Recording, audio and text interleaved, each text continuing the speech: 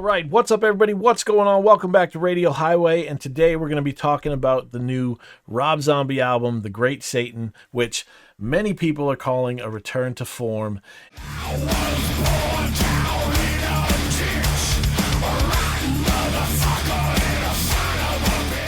And I am inclined to agree for the most part. It is not quite what we hoped for, but it's closer than he's been in a very, very long time. The classic Rob Zombie albums are the first one, Hellbilly Deluxe, and The Sinister Urge, the follow-up. I think The Sinister Urge came out like 25 years ago, featured Blasco on bass, Mike Riggs on guitar, and they are back for this album. And a lot of people are attributing this kind of return to form to those two, but they have it wrong. Riggs never wrote any of the music on the first two albums.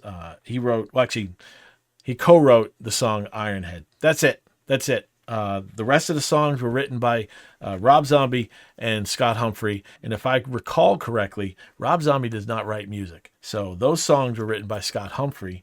Rob does the lyrics, artwork, all that stuff, the visuals. The guy's a genius at that stuff. But he needs a songwriter. That's what makes Rob shine, is somebody that can create music that just fits his style. Scott Humphrey had that. Jay Younger before him in White Zombie had that. And now Zeus, the producer, he's also right up there with him. The one musician that I do not think fit Rob's style is John 5. And I said that from the first album, Educated Horses, up until the last one, especially the last two. It just kind of, the last two albums, the ridiculously titled Lunar Injection, Kool-Aid, Eclipse Conspiracy, and what was the other one? The Electric Warlock Acid Witch Orgy Celebration, something. Pretty sure Rob Zombie was up one night and discovered random word generators online and used them to create the album titles for those two albums and all the song titles because they're ridiculous. To the point I can't even remember them because it's just words. It doesn't really make a whole lot of sense to me anyway. But off topic here.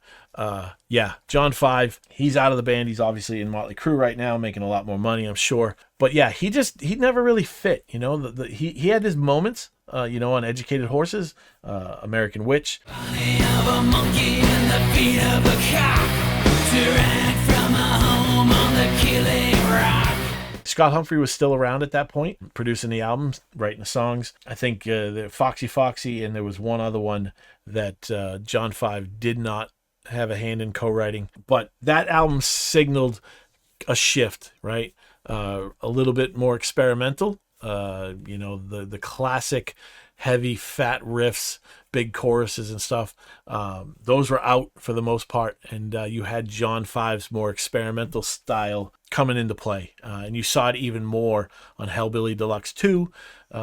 Still had some classic zombie sounding songs like Sick Bubblegum. Making out in a God said, I keep telling you it's alright.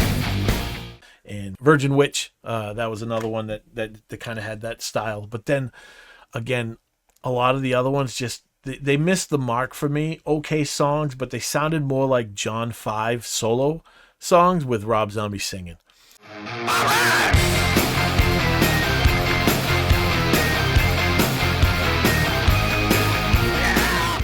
Rather than vice versa, which is, Rob Zombie songs with John 5 playing them.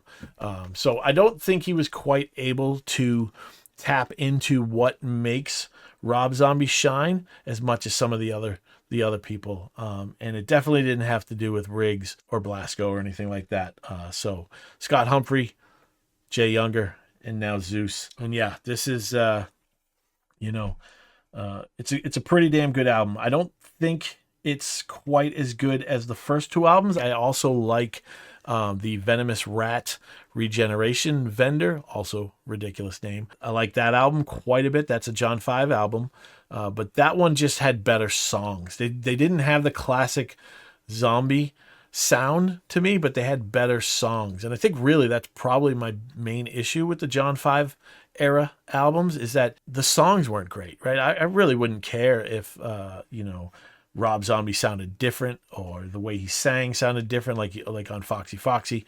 I love that song, right? A lot of people hated it. I love that song. He sings differently, sings kind of more like the very early White Zombie albums with the kind of that whine a little bit. Kind of sounds like an Alice Cooper style, But I don't. So everybody else hated that song. I liked it. I think it's a really great song, just very, very different.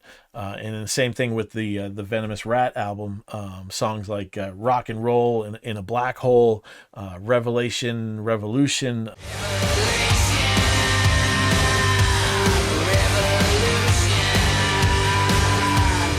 Very different, but great songs. The two albums after that is kind of really where the wheels fell off for me.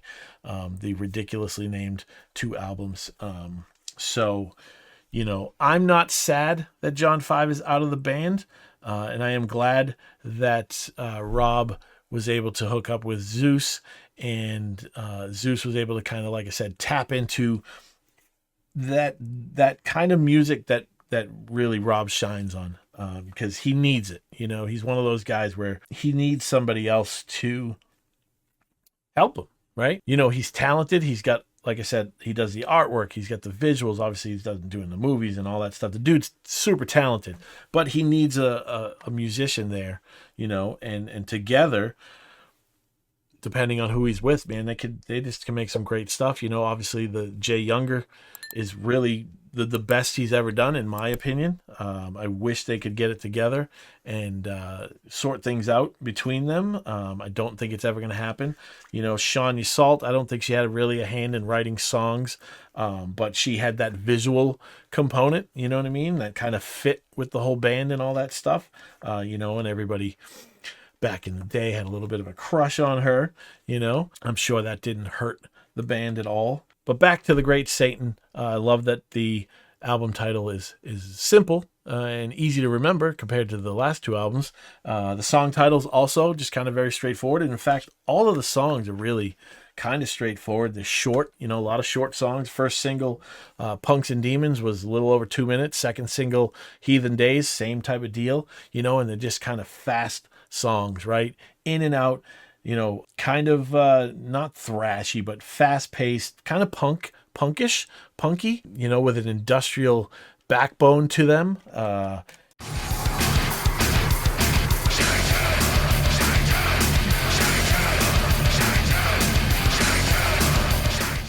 Something that you might have heard on, Monster Voodoo Machine's Suffer System from, 95 or whenever the hell that came out, 94.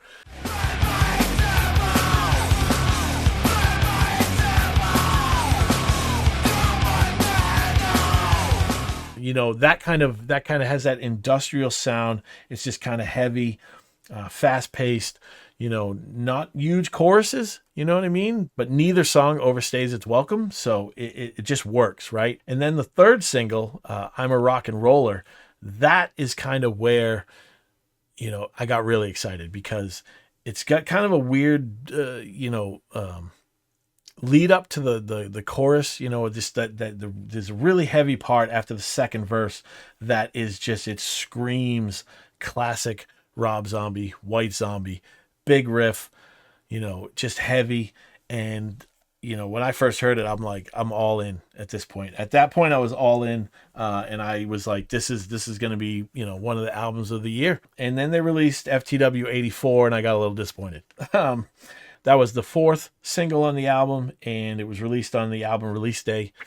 So at that point, I didn't have the album. I'd ordered it online, so it hadn't shown up yet. So I had only heard those four songs, and the first two were great. I thought they just kept getting better and better. I thought Punks and Demons was great. I thought Heathen Days was a little bit better. I thought I'm a Rock and Roller was better than that. And so I expected just kind of, that keep that momentum going, but it just kind of dropped.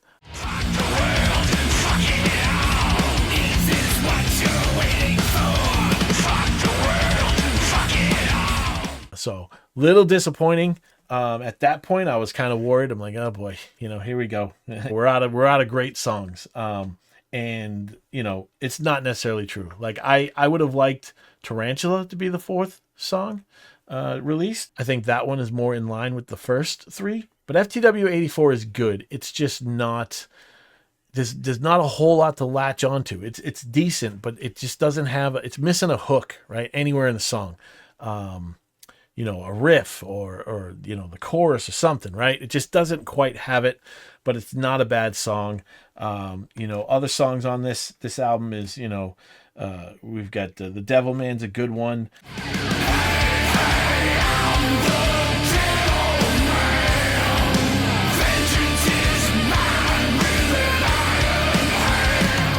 Revolution Motherfuckers is a good one. The Black Scorpion's kind of another fast one. It's kind of a weird, probably might be the fastest song that Zombie has ever done.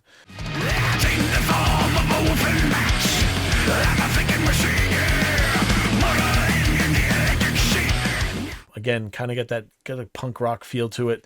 Quick in and out, Black Rat Coffin's good. Sir Lord Acid Wolfman is good. The last song, Unclean Animals, they tried to do that Warp Asylum, Blood, Milk, and Sky, kind of that slow dirge kind of feel, but it's just not as good as those. And then there's just this pointless interlude after it. So yeah, it has a lot of really good songs, but I think I got myself a little too excited. So I anticipate that this will grow on me. I was pumped. I'll be honest with you. I was really pumped because the last two Rob Zombie albums, like I said, the two that were named via a random word generator,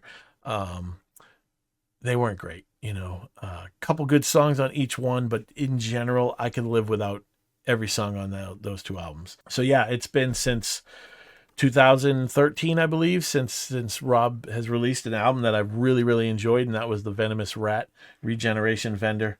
And I don't quite think I like this one as much as that one. That one's just catchier, right? And while this album is closer to the classics, the first two albums, the Sinister Urge and Hellbilly Deluxe, the songs aren't as catchy. So I'm going to choose an album that has catchier songs over any other album any day of the week. So Venomous Rat Regeneration Vendor, to me, that's probably my third favorite Rob Zombie album. And if I had to pick a fourth at this point, I would say it's this one, The Great Satan. Again, not quite the return to form that we all wanted and what a lot of people are saying, but it's close, and if this lineup continues, into another album and maybe he works with Zeus again, Zeus, obviously, he's a great songwriter. He's been part of the Queensryche resurgence over the last 4 albums after they kicked Jeff Tate out. And I know he's co-written some of those songs. So the dude, he can write some songs. And, he did a pretty damn good job on this one. So if you're looking for that classic Rob Zombie sound, go listen to the first 2 albums.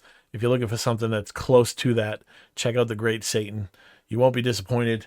Again, I wish it was as good as those early albums, but it's not quite there, but it's also not very far off. All right, so what did you think about the new Rob Zombie album, The Great Satan? Did you like it? Did you hate it?